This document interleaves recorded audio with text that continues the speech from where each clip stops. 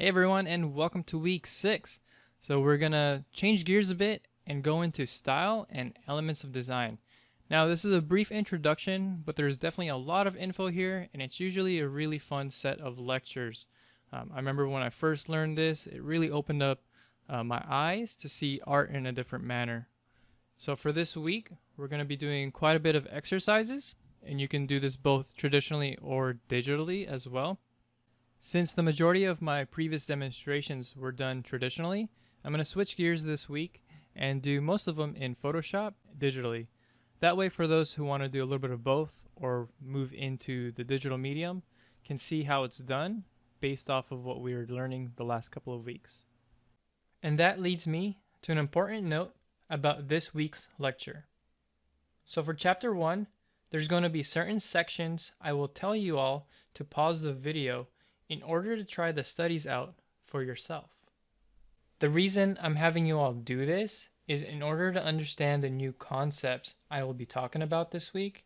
It makes it a lot easier once you get some practice in for doing some quick, simplified master studies before taking in all the style theory. So with that out of the way, let's get started and learn from some of the masters. Week 6, Chapter 1, Master Studies using simple value thumbnails. To start us off, I'm going to have this artwork by Rembrandt van Rijn, and we're going to do a quick study of this. So here I am in Photoshop, and I'm using very simple brushes. This is a Photoshop default, just a simple round brush, and the only thing different on this is the size that's changing when I have a little bit more pressure to my pen. From here, I'm going to start off by doing a quick thumbnail study. But instead of drawing it out, to my left over here, I'm going to use a marquee tool. So I'm going to right click and switch over to my rectangular marquee tool. So I can change the size depending on how I drag the cursor. Okay. Now for this one, I'm going to do my best to match the aspect ratio. It doesn't have to be the exact same size, but the ratio, I want to make sure that I get that correct. So I'm going to eyeball it about this size. So what I'm going to do now is go to Edit, go to Stroke, and from here I'm going to use a pixel width of 5 pixels. And what that's going to do is going to create a line for where the marquee tool was indicating the whole rectangle. Just to check my aspect ratio. And if you get it a little bit off, what you can do is right click and do a free transform to change your length and width. So once you're pretty satisfied with that, we can start with our study. Just like our previous week, we're going to keep this study very simple by using just 2 values. So we're going to just use the white of the canvas. And for now, I'm just going to use either 90 or 100% for the darkest tone. From here, I could just color pick, it's fairly straightforward. So when you do this, I recommend zooming out or making sure you're drawing small enough that you can get the big shapes fairly easily. For this demonstration, that way you guys can see, I'm going to do my best not to zoom out too much. But when you're working on this, sometimes I'll like to work super small. That way I can see the whole composition. But on your page, make sure you have a pretty decent size, just like the thumbnails we did from week 5.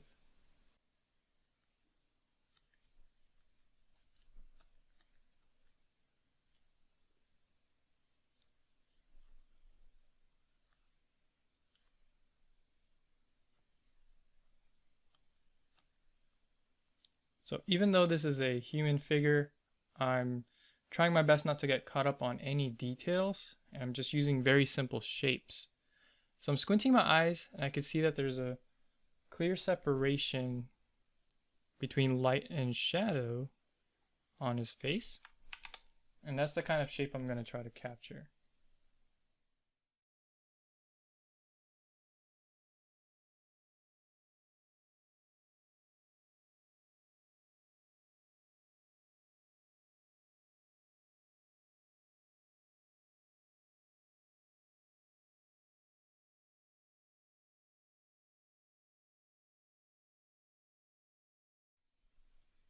there's a clear white highlight here that I'm going to mark off. Now there's a lot of detail in here, but when I squint my eyes, they kind of merge together. The one that stands out the most is this white highlight.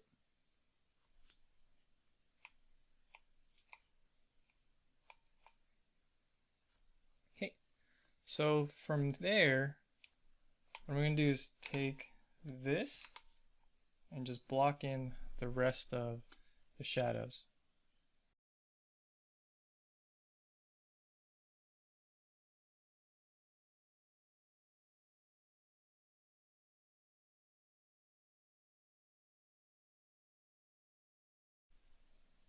If you need to, you could separate as many lines and shapes as you need in order to block in the areas of light and shadow.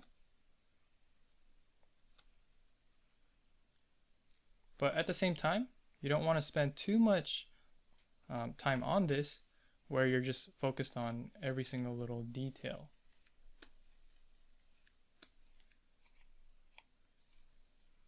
As you can see, we're just keeping it very simple, 2 values. So you can easily do this with your markers for traditional mediums, or your graphite, or even pens.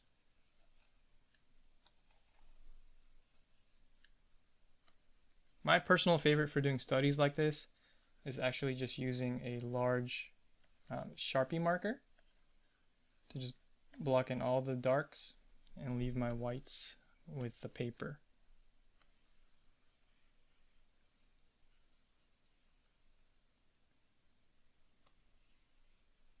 So as I squint my eyes, I can see there's a light area over here,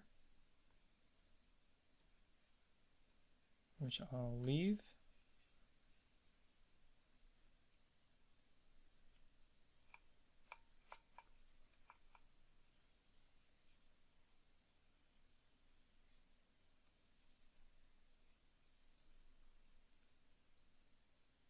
So if I squint my eyes, this whole area is actually in shadow, and it almost merges in with the background.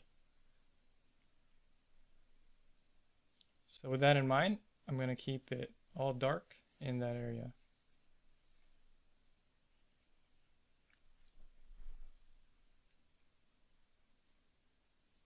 So here there's actually a bit more of a pocket of light, so I'm going to fix that out.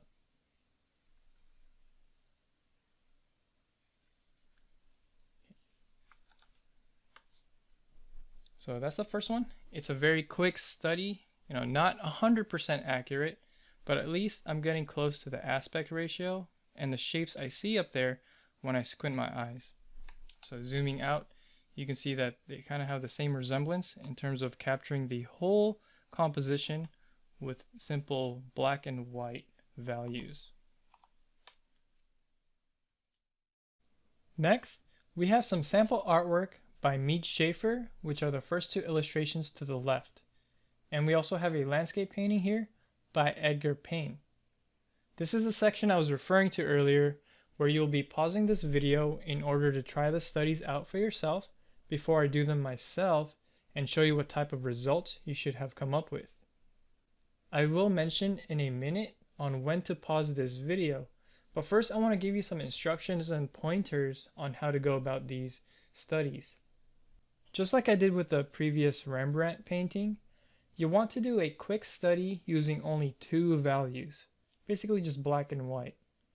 Keep them at about the same size as a thumbnail we did from the previous week. Just be sure to get the aspect ratio to match the artwork you are studying.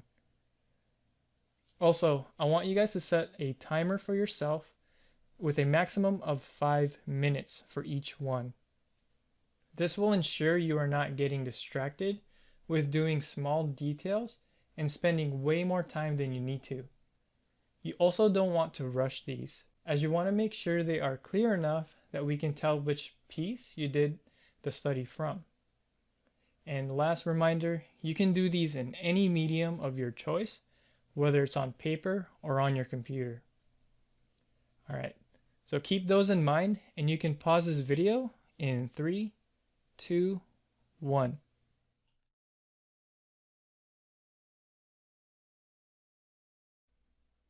All right, so I hope everyone has followed the rules and gave this a shot on their own before continuing with the video. From here, I've gone ahead and sped up the demonstrations as I'm basically walking through the same steps like I did with the Rembrandt painting.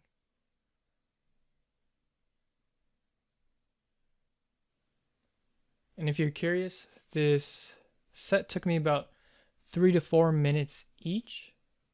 I definitely spent a bit more time with the first one as the shapes were a little bit smaller. Now, the main thing about these studies is I want you to get familiar with some of these shapes and just seeing the composition as a whole. Now, there might be a few areas here that are a little bit off or not as accurate, but just do the best you can in order to capture the overall picture. But hopefully the training we've done weeks 1 through 5 has given you enough practice to try to eyeball these and estimate where they go based on your framing.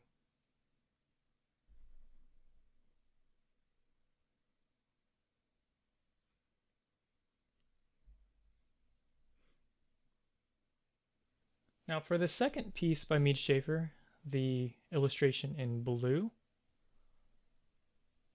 some of you might be surprised on how I broke down this image. Now, while there are more than just 2 values in the scene, there's a specific reason I chose this piece and the way I broke it down in the thumbnail, as you see here. Now, when it comes to the overall composition and being able to see the shapes of those figures, I will go a little bit more in depth about that specific composition. But the way we are separating these 3 paintings, even though they're from different artists, including the Rembrandt one, they all have something in common, which I will elaborate on for the second chapter.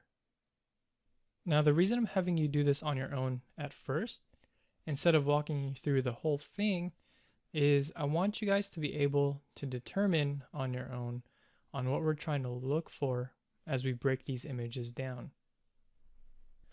So at the very end, you should have something similar to this set where I've broken down the shapes in just 2 values and kept things as simple as I can.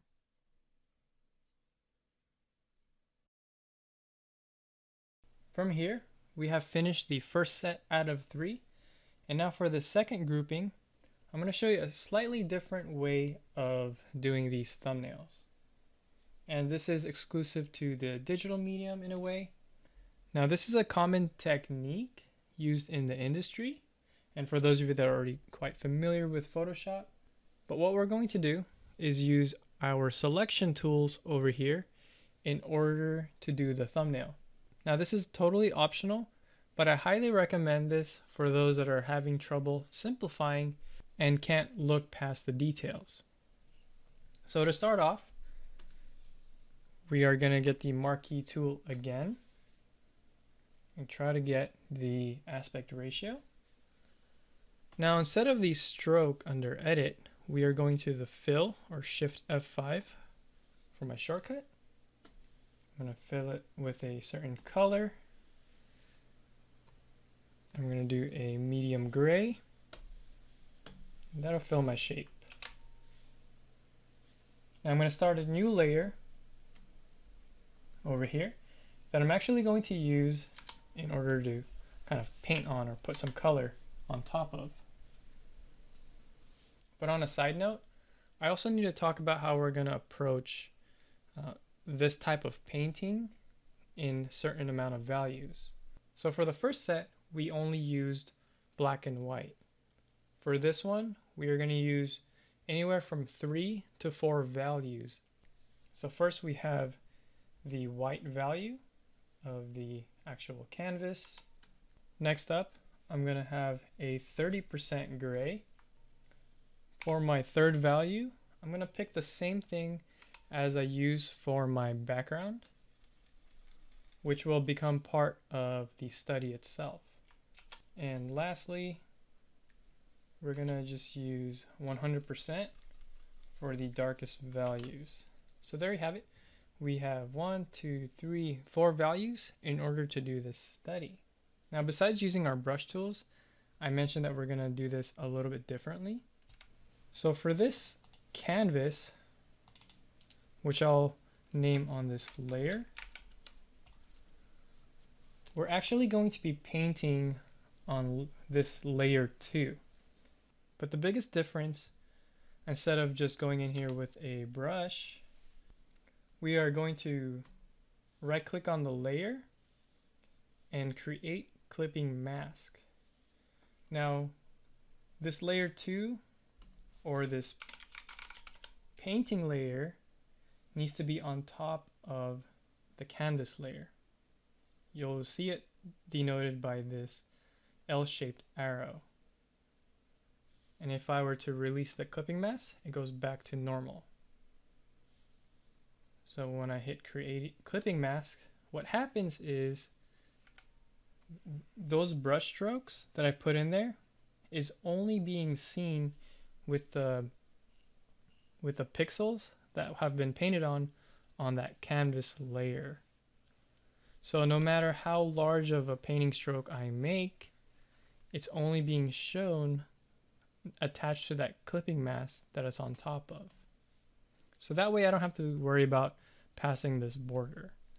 So again, we could always cancel this, and when I release the clipping mask, you can actually see the marks that I made.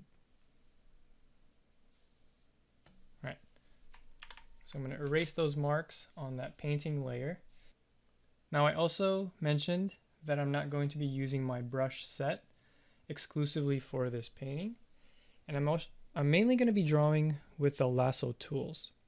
So here, if I right click, you can see the lasso tool and the polygonal lasso tool. So we're going to start with this one, and what this does is you can create a freeform selection as if you were drawing with a pen.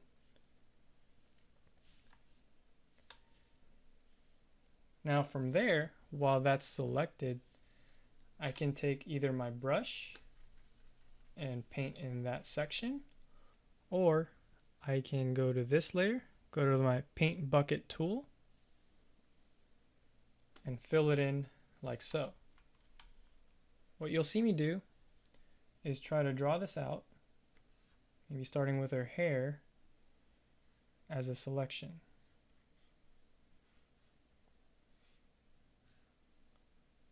Now you do have to hold down, and then once you let go, it'll snap into place and create a complete shape for that selection area. Now her hair is dark, and if I squint my eyes, it'll belong in this 100% black. So we can either use the paint bucket tool right here when that's selected in order to fill it in. From there, you could go with whichever other selections you want to go first, but I think I'm going to continue to work with those black areas. So here you'll notice that if I select this area, my original selection disappears. So what you want to do, so up here in the lasso tool selection area, there are different set of options. So this one over here, so for the second option with the 2 squares filled in, it will let you add to those selections you've already made. So going back in here, you'll see a plus sign on the lasso tool.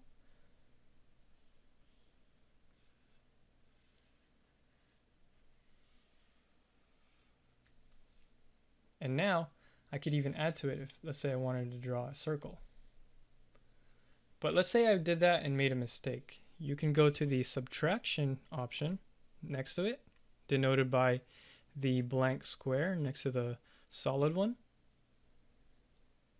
And with the subtraction lasso, whatever you select will be subtracted from the initial selection.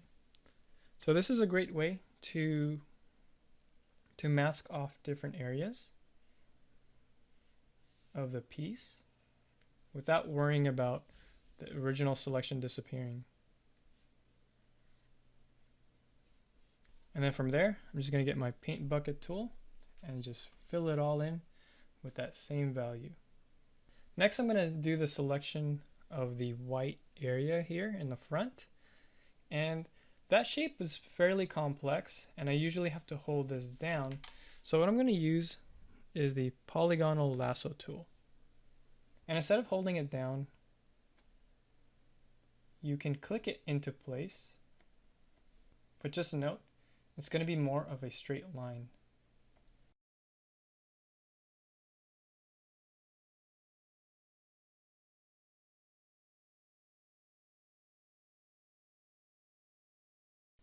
And once you go to the other end, it'll complete that selection.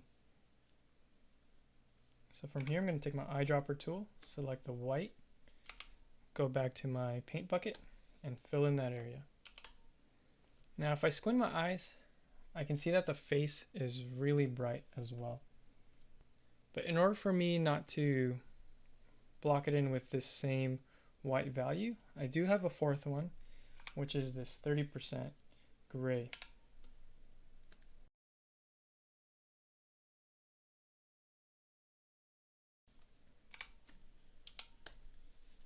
We could fill it in with that value. And then from there, the background and this blue section of this furniture, they're about similar values, so I'm going to leave that alone. And it's in the same realm as this 60% gray that I've already determined for my canvas. So again, this is completely optional, but this might be a way for those of you that are struggling with trying to draw in every single little detail. We are just trying to get the overall impression and value breakup in this design. Now, if you want to do some finishing touches, you could do so with the lasso tool or go back to the brush at the very end to tweak some of the shapes.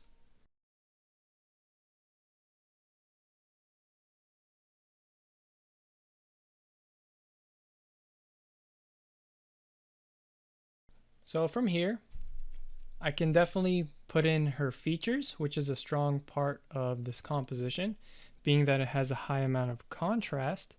However, I'm going to leave it as is in order for you guys to see what kind of value breakup that you need to get for this set. Now, just like the last one, I'm going to show you a different set of artwork for you guys to try it on your own with this sort of value breakup. For the second set, besides paintings, I've also included a screenshot from the Sicario movie so we can try a quick film study. The guidelines are basically the same as the ones you did before. However, you will need to use 3 or 4 values to break down and simplify your thumbnails. We can also change the time limit to 7 minutes for each study, as we've thrown in a few extra values in order to determine the design. With that said, you can pause this video in 3, 2, 1.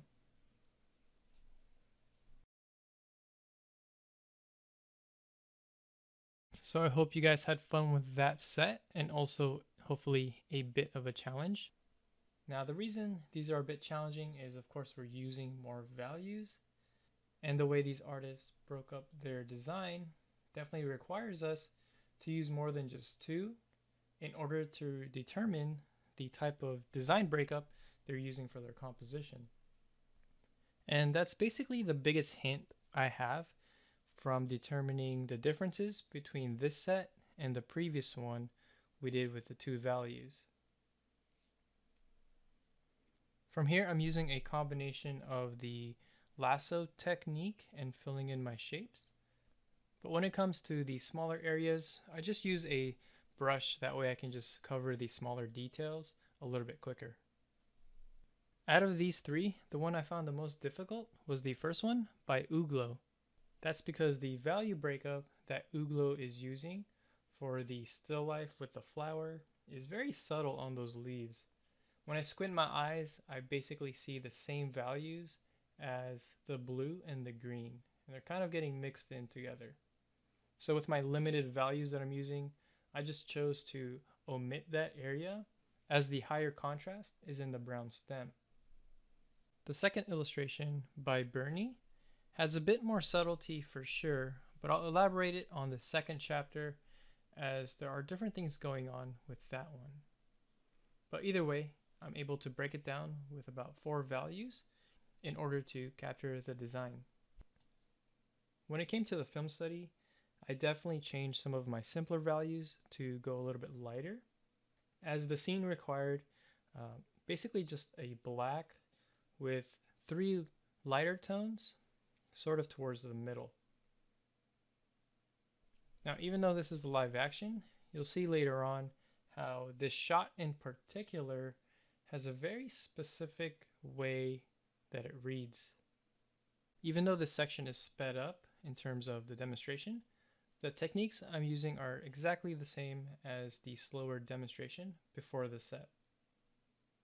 I'm using several layers in order to clip it on top of the base layer, which constructs the overall frame or canvas that's underneath. From there, the last tip I have in terms of doing these studies is, as much as I know a lot of you might want to try to get the very, very accurate shapes, what's more important than that is definitely the placement and the way you're putting the values in certain sections. From there, these are pretty much finished in terms of the type of studies that we are doing. So hopefully you guys got something fairly close to this in terms of your thumbnails that you did.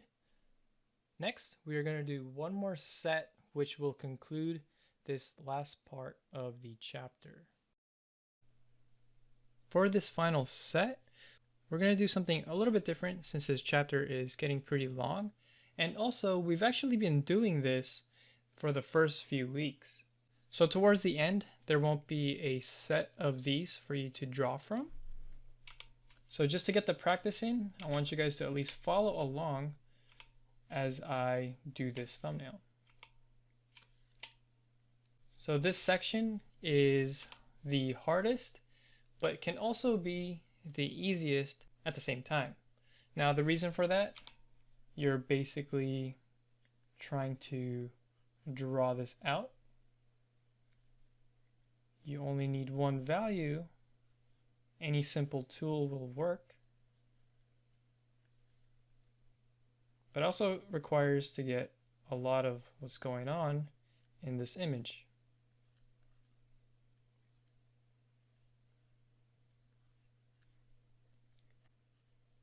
So it's actually pretty hard to get the thumbnail and capture it with either multiple values or just looking for big overall blocks of shapes.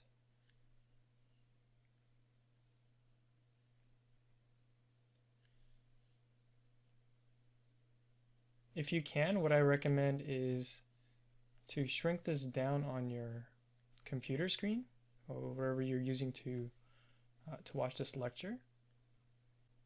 That way you don't get too bogged down on the details.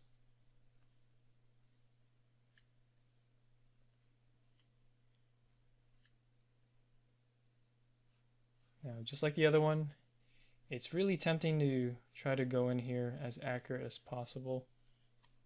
But I'm just trying to get the overall read of this piece of art.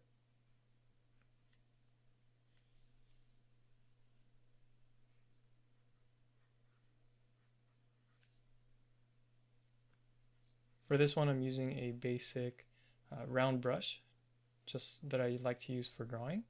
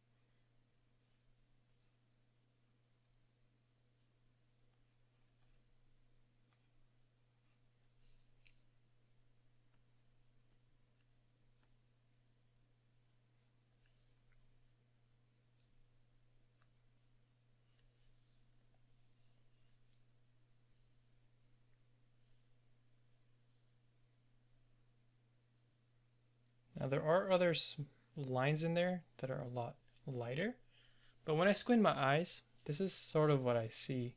in terms of the overall composition. Now this was done as a preliminary by Alphonse Mucha in order to do a larger painting or lithograph that he usually did for these advertising companies. Even though this isn't the full colored piece, this is a great piece of art in itself, and we can still relate this to the type of art in this category that we're going to look at. And again, this is something we've been doing for the first few weeks in this term, so this one's pretty easy to figure out. Now with that said, this is the last part of the chapter, and this is the third element that we are going to categorize in this week's design lecture.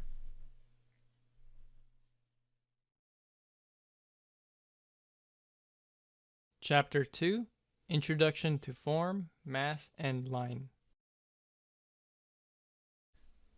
Alright, so we are now going to be learning about these three major categories and how they will help us see the general style of any given artwork regardless of who the artist is and what time period they were created in.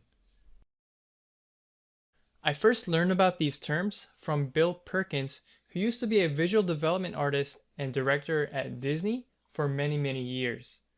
I took a composition class from him, and even though he went over so many different concepts of design in the 10-week course, this is what stood out to me the most. I've also been able to put these principles into practice after taking an environment sketching course with Ed Lee. And not surprisingly, both Bill and Ed have been working together on many animation projects, as these were some of the guiding principles they used in order to stay consistent with the movies they were working on. And ever since I first learned about these in 2012, I have been constantly exploring and experimenting with these principles. And now I'm super excited to pass down all this information to you all. So from the beginning, we need to take a look at the first set of artists we did our black and white composition studies from. What these art pieces have in common is that their dominant compositional feature is the separation of light and shadow. Or another way to look at it is that the main contrast of the image is created by the representation of form. As you can see in the first painting to the left, Rembrandt's subject is being revealed in a certain light. And as we saw from the quick black and white study, the major contrast was created by the difference between the light and shadow. And on the second painting by Mead Schaefer, even though a lot more colors are being shown than the Rembrandt painting, such as the red curtain in the background versus the dark brown suit for the character, the stronger difference is still between the light and shadow. As for the blue painting, even though we see the characters' faces, hands, and costumes, they still have a lower contrast. And again, the main separation, if we were to use just two values, or if we squint our eyes to see the overall design of the composition, we see that it is created by the moonlight and how everything else is in the shadows. And to the right, with Edgar Payne's landscape painting, even more color is introduced here.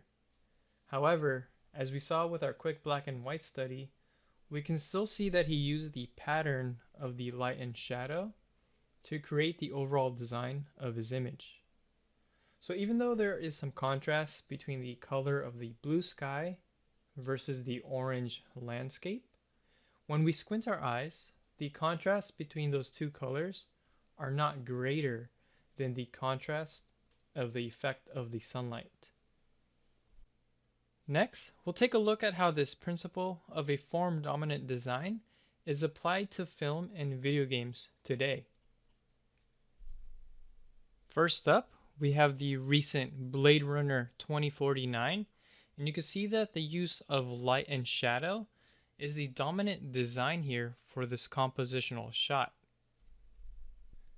Second sample is from the movie Alien, definitely one of my all-time favorites.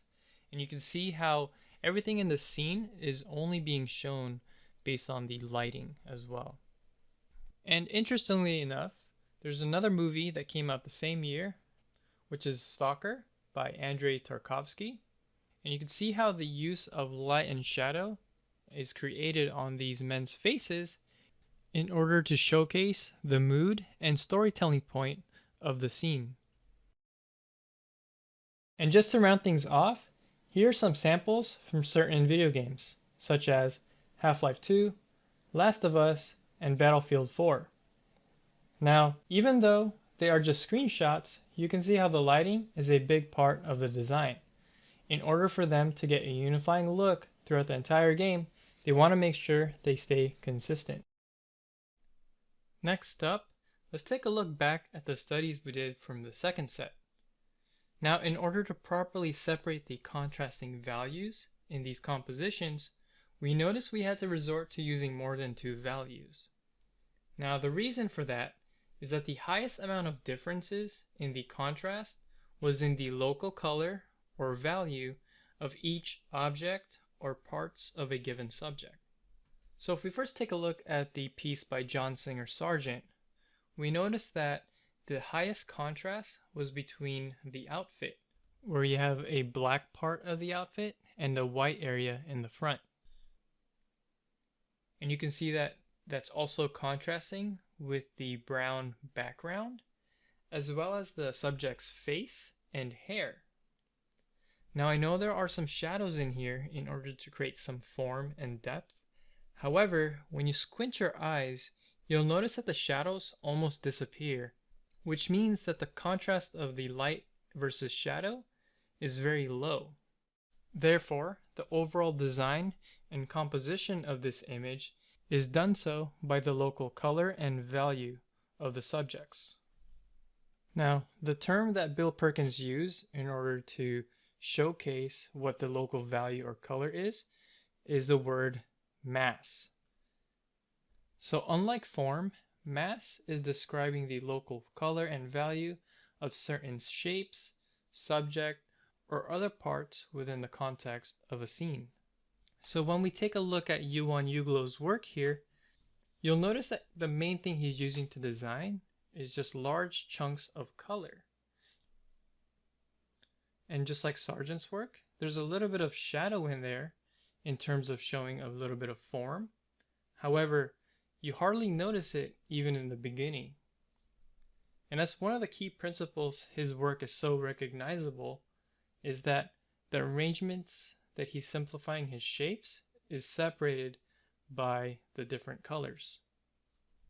And just like we found out with Bernie's work with all the orange, as monochromatic as the image seems with just mainly orange, you can see that there's some shadows in his face to describe the forms. But if you squint your eyes, that shadow area starts to merge with the background. And then all of a sudden, the highest amount of contrast we see is with the white collar, his face, the hair, and of course, the overall background. And lastly, we did a quick study of the Sicario film.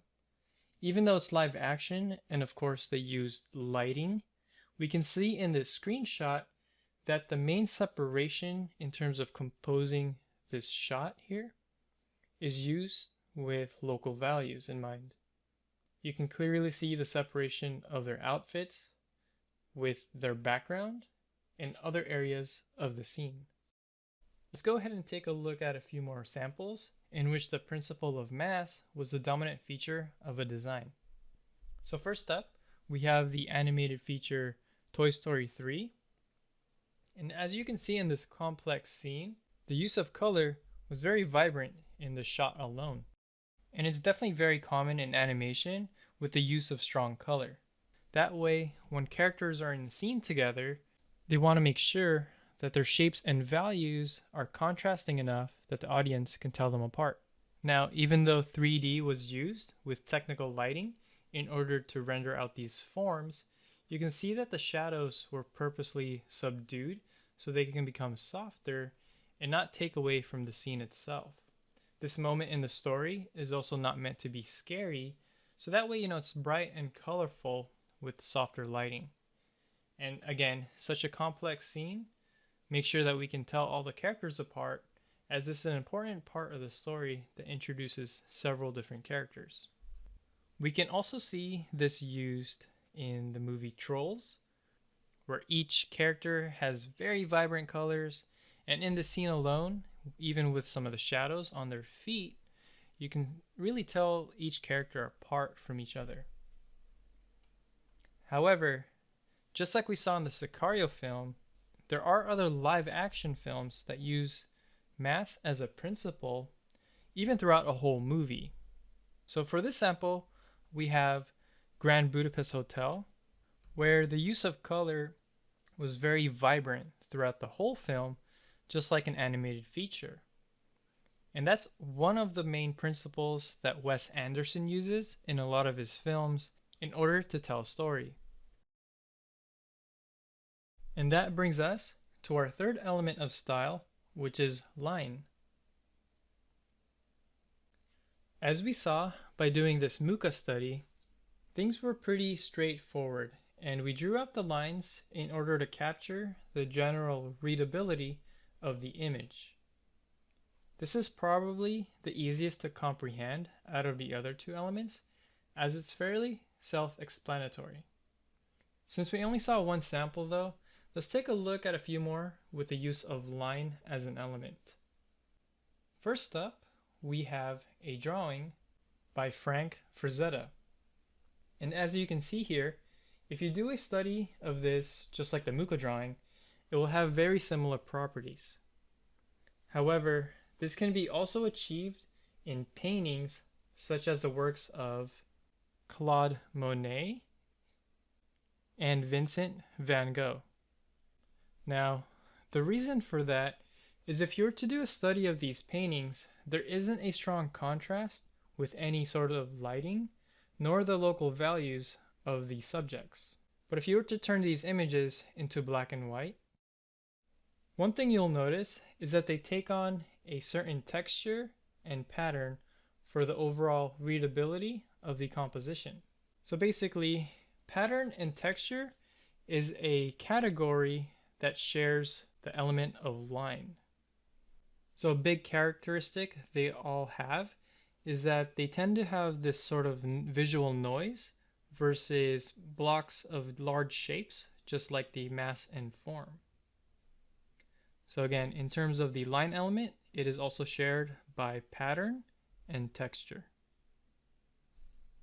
However, you're probably wondering how all sorts of visual style, when it comes to general readability, can fit in just three categories. So what we need to understand, just like using three primary colors, like red, yellow, and blue, we can mix these in order to get hundreds of different variations. So just like many well-composed images, they tend to share a few elements in one piece. If we take a look back at the first set, you can see how even in these form-dominant designs, they have a little bit of mass, texture, and line in different parts of the artwork. But the reason these are done by skilled masters is that they are able to simplify and are very aware of how to make a clear design. Now, in the same way, you can mix colors, but if you have them mixed evenly, what will happen is you'll get what's known as muddy colors, where things tend to gray out. So just like mixing these design elements, when you have an equal amount of form, line, and mass, things will be busy and confusing. Now, I don't expect everyone to master these elements in just one term, let alone a week. However, as long as you do the assignment that I'll be giving this week, I know that you will be well equipped to at least recognize these elements whenever you see a great piece of art. So for the next chapter, I'm also going to be giving you an exercise that will help you comprehend this a little bit better.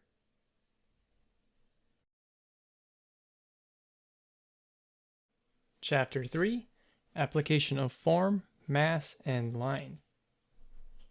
Here we are back in Photoshop, as I'm going to be demonstrating on how to apply this using the line, mass, and form based on a still life, any kind of reference, or any kind of observational drawing. Now I know we've been doing a lot of still lifes this whole term, and some of you are probably a little bit tired from it, so you're welcome to use any of the landscape references that you either take yourself or some of the ones that I have provided. I'm going to start off by doing some thumbnails like we've been learning for the last couple of weeks. You can work fairly rough like I'm doing here in order to find a quick compositional layout.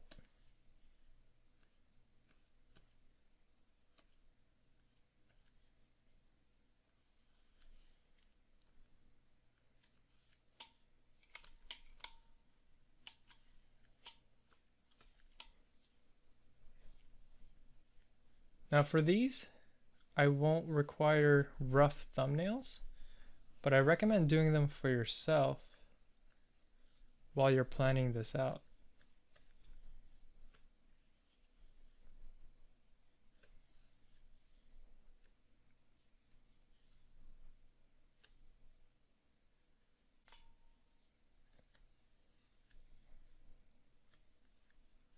This is definitely something you should develop a habit on doing, is starting off with just some really quick thumbnails or quick sketches before going into a finished drawing or painting.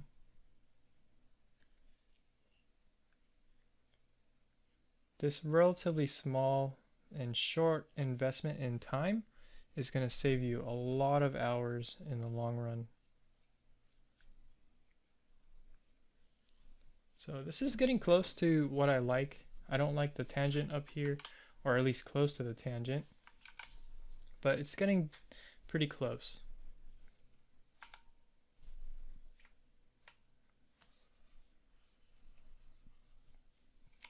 I think what I'm going to do is just bring up the frame a little bit more to the top and a little bit more to the right.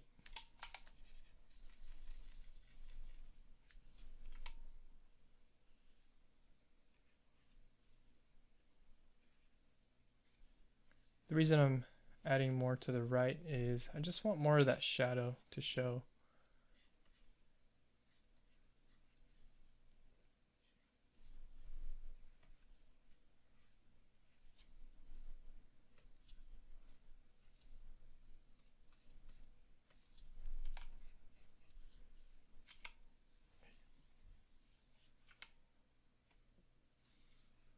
So from there, I'm basically just going to pick that one to start me off.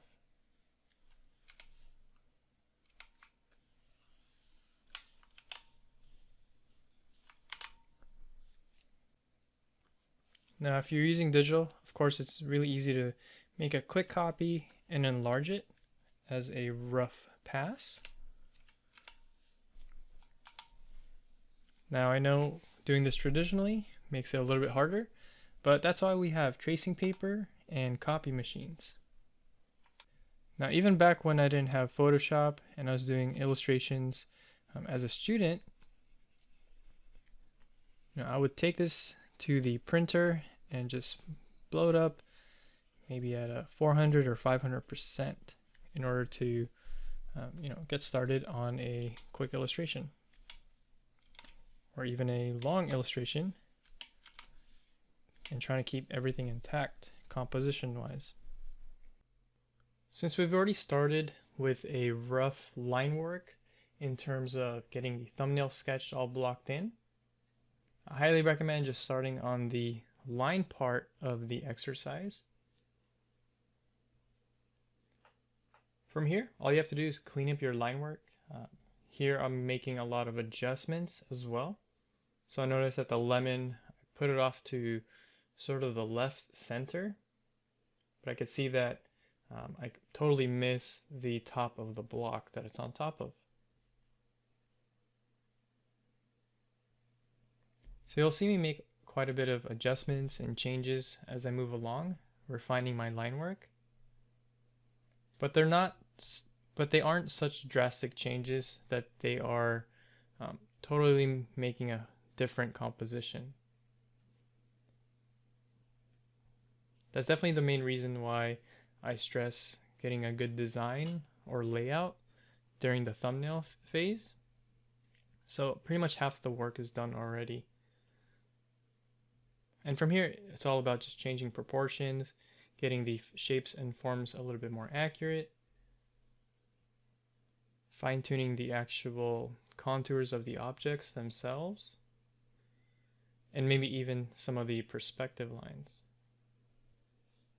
The main advice I have into sticking with the line work style is, even though you can block in the shadows like I've done here, you don't want to do any kind of hatching or any kind of rendering with the shadows. Unless, of course, you are going for a line style with the secondary style as the form. But to start us off, I just want you guys to stick with purely line work. Think about the line weight. You can put information down just like I've done here with the texturing and laying out some of the shadows. And remember, you can create a lot of form and depth with just purely line work, thinking about thick versus thin lines. This is definitely something that can be achieved both traditionally and digitally. If you're using pen, of course, make sure you start with a thin line, or you could even mix some of the media where you can do a pencil lay-in and then you can ink it afterwards.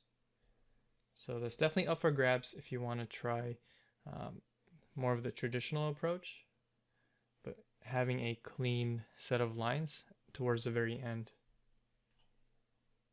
And from here, this is pretty much as far as I'll take it for the line style variation. This is also enough information that I can use it for the next part of the exercise when we're dealing with the form style variant. Now, it may not look like I changed anything here, but I did make a save and a duplicate of the line work that I did. So if you're doing this digitally, make sure you save your work, make a duplicate layer. Otherwise, if you're just working with one, you'll go over the first part of the homework, basically.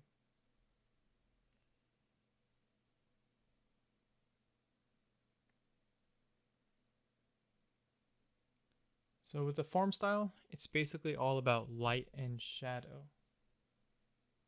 This is something we've done in weeks 4 and 5. So all you have to do is block it all in.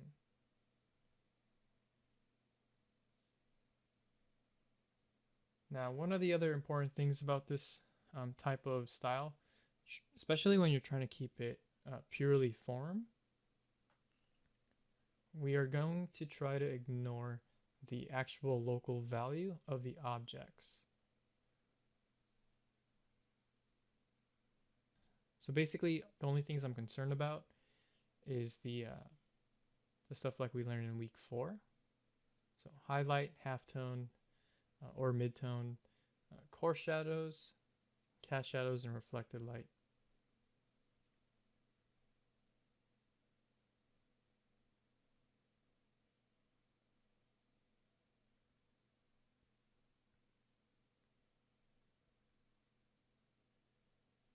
So in terms of actually doing the wood texture or even some of the smaller texture that I put in the line work, you'll see me erase some of that out because I just want to mainly focus on the big light and shadow that describes all the forms of these objects.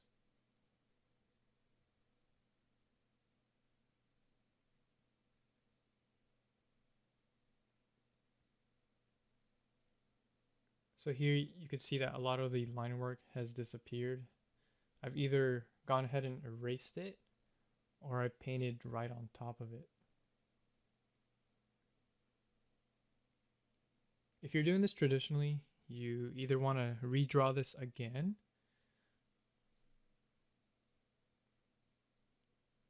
or what you can do is have tracing paper and you could just do the form study on top. That way you still have the benefit of the exact line work that you put down. And then all you have to worry about is the rendering.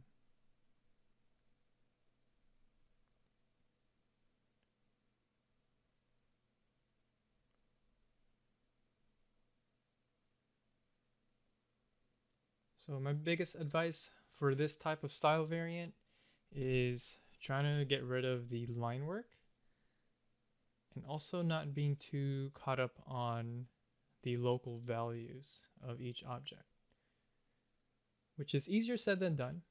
It's definitely takes some practice to kind of see past that. But again, all we're trying to do is focus on the light and shadows the best we can. And then after this, we're going to deal with the local values and put them down for the mass style variant. So last but not least, we are going to be doing the mass variant. So from here, I'm definitely paying attention to my swatches, doing a lot of color picking from there. Because the lemon, the tomato, and the other still life blocks, I want to make sure they all read in different values. So the tomato is definitely the darkest color, which means it's going to receive the darkest value. Now I know many of you wish that this might have been done in real time, but I assure you that I'm not doing anything new that I haven't gone over yet in terms of the digital techniques. And to prove that, I've basically done this entire demonstration with one brush, and that is just the basic round brush tool with the slight variation in the size and opacity. It's basically just acting like a marker would.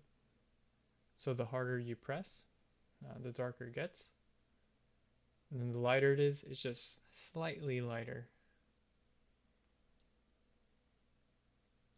Now, I will admit that I was tempted to use my textured brushes for more of my sort of natural setting in terms of painting these. But for the sake of the demonstration and to prove to you that you can achieve a decent painting, to finish just using a simple brush tool. Now, I actually thought this would take me a bit longer in terms of the demonstration. But when it comes to doing it purely mass or purely local value, it's actually quite simple. So I'm actually ignoring all of the shadows, all of the pretty much everything we learned from week 4 and 5. And we're purely doing this in terms of what the objects are colored in order to achieve this design look. So at the tail end of this demonstration, you'll see me use the lasso tool to clean up my shapes and to keep a nice, even, flat value going across. Now, the easiest way to actually achieve this look is to start off with the lasso tool at the very beginning, but for some reason I decided to just paint it all out. However, my main objective was to make sure all of the objects read at a different value based on the actual setup. And the hardest thing about this will probably be trying to ignore the light and shadow and just make a judgment call on how to separate each object. So to do this assignment properly, you're going to want to pick a still life with objects that have different colors or different values at the very least. You definitely don't want to pick an object that's just all white, like some of the more basic still lifes that I've provided. Because if we're going for the complete pure mass style, everything will just be white.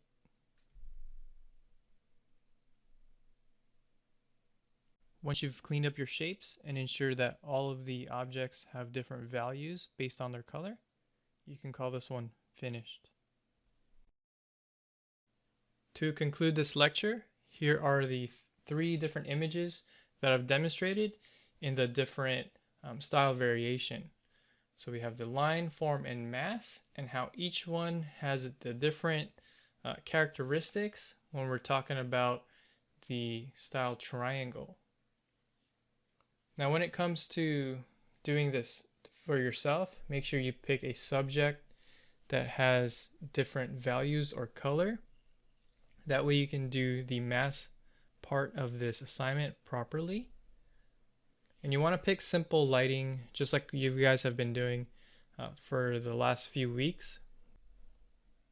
Now when it comes to the form part, you also want to make sure you have a decent simple lighting, just like the still lifes you guys have been creating for yourself.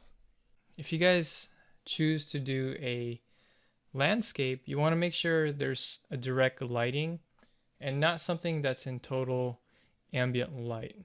That will be a little bit more challenging for the form study.